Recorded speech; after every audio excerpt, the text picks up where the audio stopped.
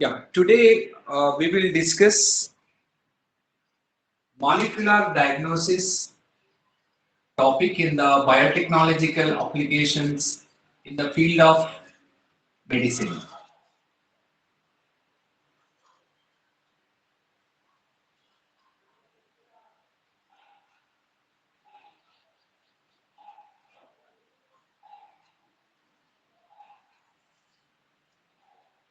So, molecular biology has um, played many roles in the diagnosis of the um, major diseases nowadays, especially in oncology and especially in viral diseases, because most of the viral diseases we we don't express certain symptoms um, maybe for years together. So most of the viral diseases they infect in our body and it is there for so many years also, like in incubation period. If you take an example like HIV, no, when it infects, it doesn't show any symptoms. Okay, but it is there for years also. It is there for even 10 years also. So after 10 years, it starts producing the symptoms. So by the time no entire the collapse will happen, no entire immune system will collapse. So in those cases, the molecular diagnosis plays many roles. So even present scenario we are seeing no many of the people are the carrier for the COVID virus also. In their body, COVID virus is there, but we are not unable to see because they don't express any symptoms. And many viral diseases like hepatitis B, hepatitis C, many patients are carriers. They possess the virus, but they don't express symptoms, but they are able to transform the other people. So the molecular biology plays many roles in the diagnosis of the certain diseases. Not only in the diseases, in crime situations. No, we might be seeing so many crimes. So they will collect the forensic scientists. They will collect the blood samples, and with blood samples, no, they will make a gene mapping. So with DNA fingerprint technology, and all these comes under the molecular diagnosis. And not only this, even in the rape scenes, no, they will collect the seminal fluid and they will go for the molecular diagnosis. Even in the research work also, we may get some parts of the DNA and we amplify into different copies for the study of different genomic studies. So in the investigation, in the molecular studies, in the forensic science, in the diagnosis, in the oncology, in the current day situation, getting a different medicines, this molecular biology plays many role. No, the molecular biology study of molecular structures, not only structures, and when we apply for our medical usage, and that fulfills the purpose of the studying the molecular biology. This molecular biology, so generally, if we have any disease, particularly if we get any pathogen enters in our body, so we start producing certain symptoms. Okay, so whether these we have this disease or not, whether we are positive or negative, whether the pathogen is there in our body or not, that will come to know by the qualitative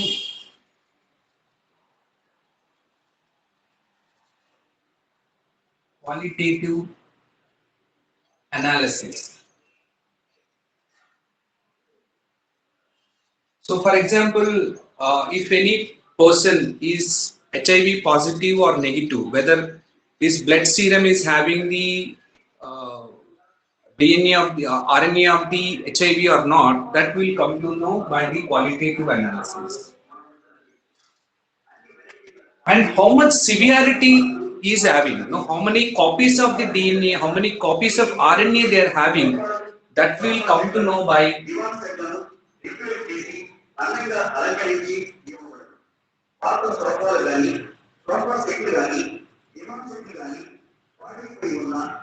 quantitative analysis.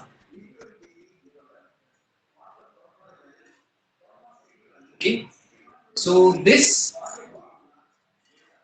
by the qualitative analysis, we come to know the presence of pathogen or not, and this will come to know the severity.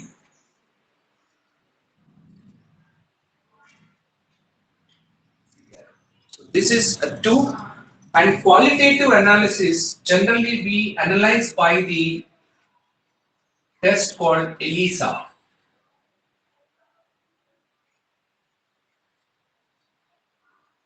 And the quantitative analysis we do by PCR.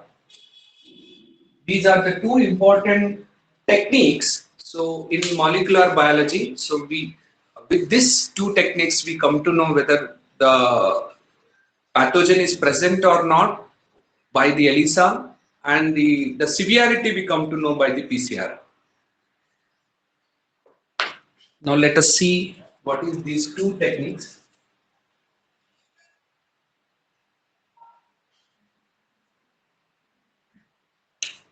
PCR.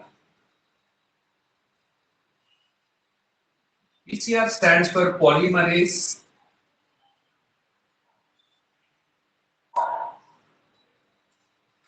chain reaction.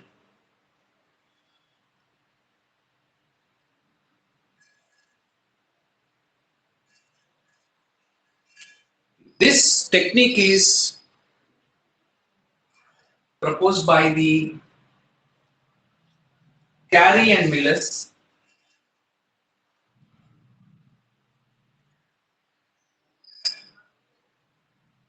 Carey and Mills both they invented this technique. So it has three steps. One is denaturation.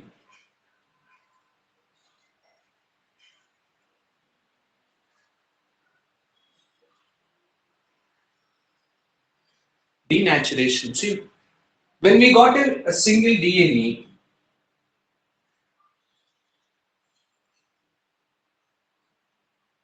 this is 5 prime, and this is third prime, and this is third prime, and this is 5 prime. This is a DNA, double standard DNA. So if we want to separate these two strands, we call it as denaturation. So denaturation can be done by the hydrochloric acid or temperature. So usually we denature by the temperature, and the temperature was so high, that is 90 to 94 degrees centigrade. The optimal temperature will be 92 degrees centigrade. This is very important. Optimal temperature is 92 degrees centigrade, and we have to treat this temperature for very short time, because we need to break the hydrogen bonds only. Now, if we are continuing for the longer time, so there is a breakage in the phosphate bonds also between the DNA strand. Okay, so we need to break the hydrogen bonds between the two strands for a short. We need to give the temperature, high temperature for very short time. So then we will get two separate strands.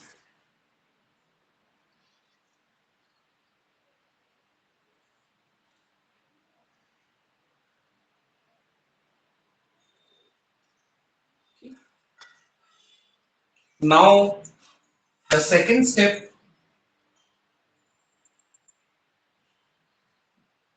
which is called annealing.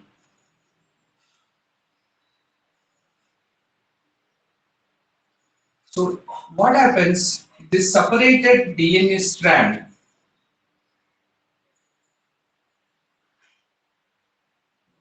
so we add a primer.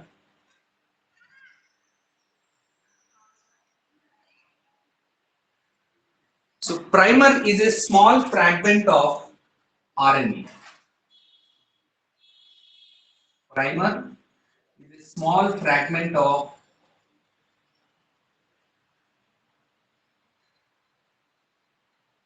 RNA. And this RNA is also having a 4' here and 5' here. Okay. And the other strand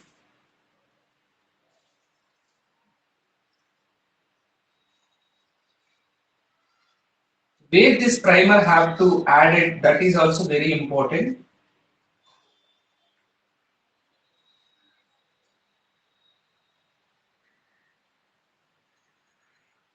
Now in this process we need RNA polymerase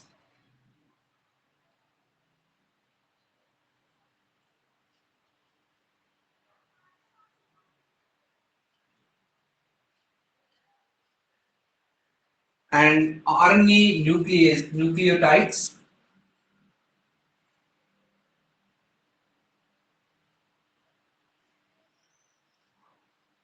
and temperature should be low because we need to anneal the DNA strand with the primer and the temperature should be around 50 to 60 degrees and the optimal temperature should be 56 degrees Celsius. And then the third process, which is extension.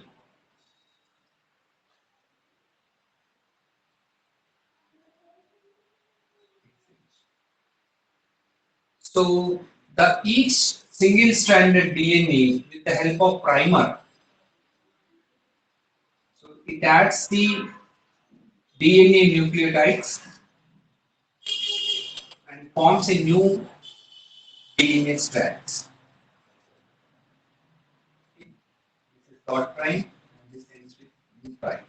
And other strand also with the help of primer and it starts new DNA strand.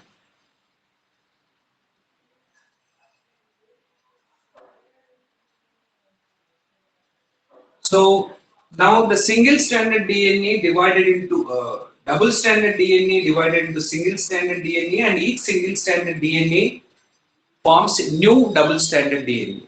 So the one DNA divides into two DNA and if we repeat this and this two DNA becomes 4 and 4 becomes 16 like that the cycle rotates. So we can also get millions of copies by this PCR technique. Now we have a real-time PCR that we are hearing daily, that is RT-PCR. With single copy of a DNA, we can get multiple copies of DNA within a 1 hour time. That is an advantage of the real-time PCR. Everything is automated. You need to just take the sample of the blood sample. You need to keep in micro pipettes and pour it into this PCR. Then you will get a complete results on the computer. That is what happening to this technology, RT-PCR.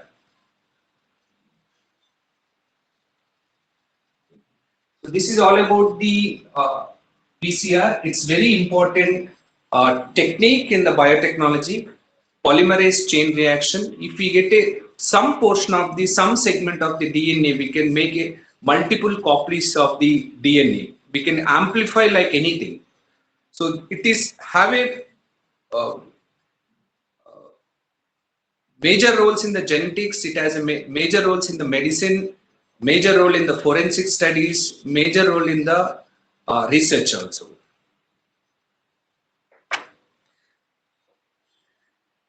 Now let us see ELISA.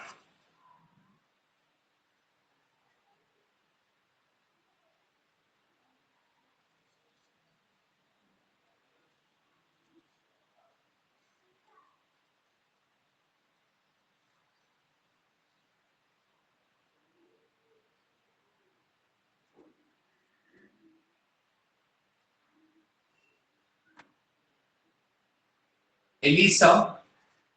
So ELISA stands for Enzyme linked immunosorbent assay. So ELISA stands for enzyme linked immunosorbent assay. So it is based on antigen antibody reaction.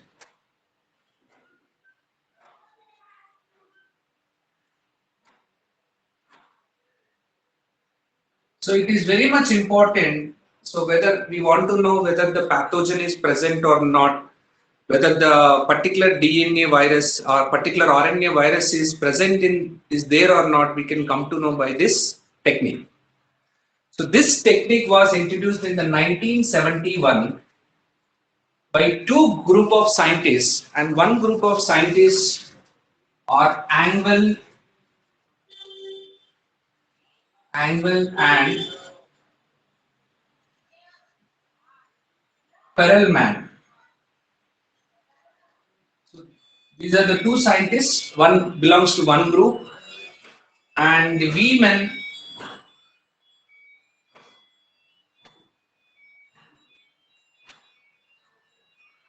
and Schaefer. This is another group of scientists, and these two group of scientists are combinedly frame this technique. So what they will, so before understanding this ELISA, so let us understand the structure of the HIV virus. So HIV virus has a RNA with an enzyme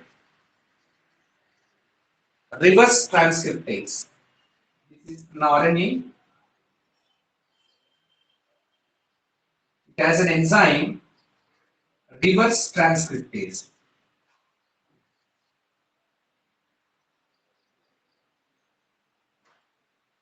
It has an outer shield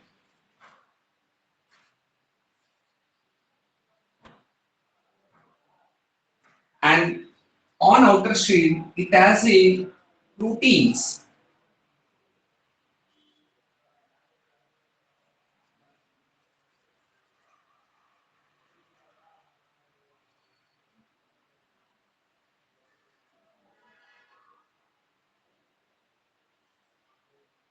It has the proteins.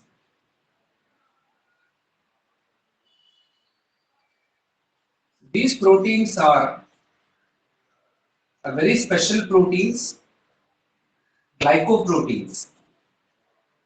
We call it as GP120. So GP120 are the special proteins on their surface.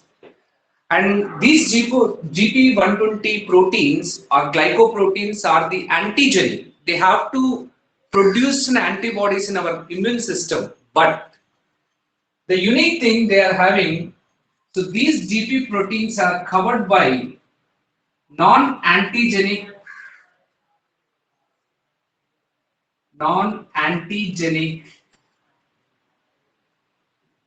covering. So that is the reason it is so impossible to produce an antibodies in our body. It takes some years to produce an antibody because their antigens are covered by the non-antigenic covering. So that is why we are struggling to eradicate the virus from our body. But what happens when it reaches the lymphocytes of the T helper cells, and the T helper cells have a specialized antibodies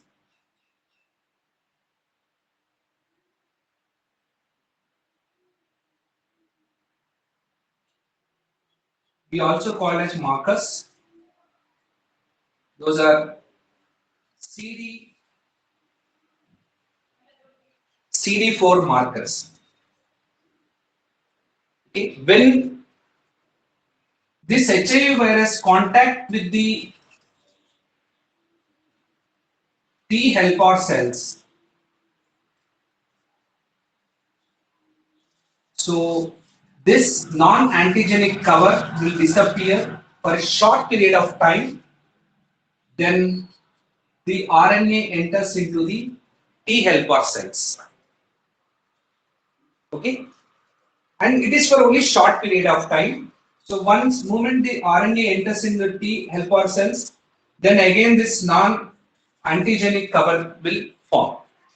So that is the way the RNA virus enters into the T helper cells, and the even immune system will get disturbed. So the immune suppression will happen. So this is the way. So the HIV virus transform into our immune system. Okay. So this is what happens here. So in ELISA, what we do, we have a special equipment.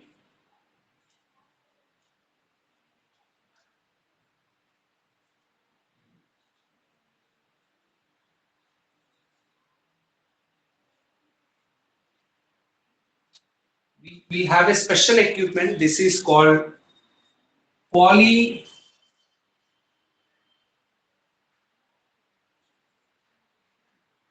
polysterile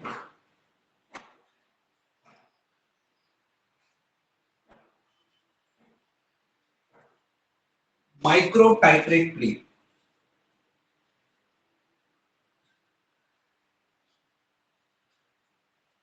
This is called polysterile microtitrate plate. Okay, this is the plate. So what we do, this GP120 glycoproteins absorbs in the microtitrate plates. The first GP120. So GP120 is what? It's nothing but an antigen. So first we absorb the antigen in the microtitrate plate,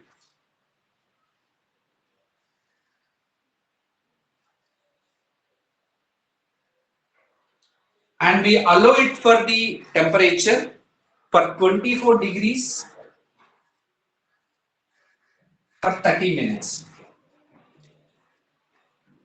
Then what we take the serum of the HIV patient, and this serum will have definitely antibodies.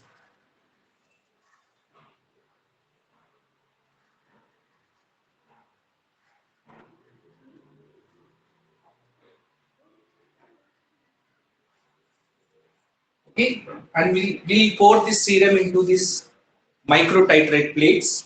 The antibodies, and again we'll allow it for 24 degrees for 30 minutes. What happens now? This antibodies, so where we are connecting here, CD4s are connecting with the GP120. GP120 we can add it artificially, and the CD4s are having with the patient serum. So now the patient is positive. What happens? This antigen and antibody complex will form. This GP120 will bind with CD4. Okay. So this antigen antibody complex will form. And how we'll know? So we will add the special enzyme called alkaline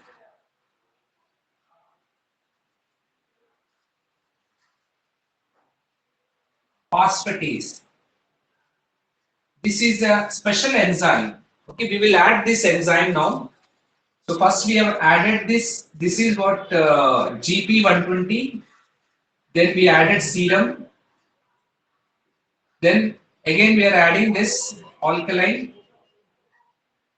phosphatase. Now again we keep it for 24 degrees for 30 minutes.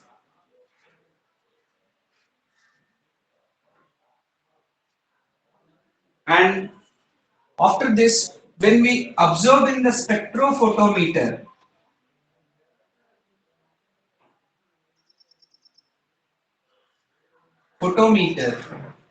we can observe a very colored picture of the antigen, antibody, and enzyme complex.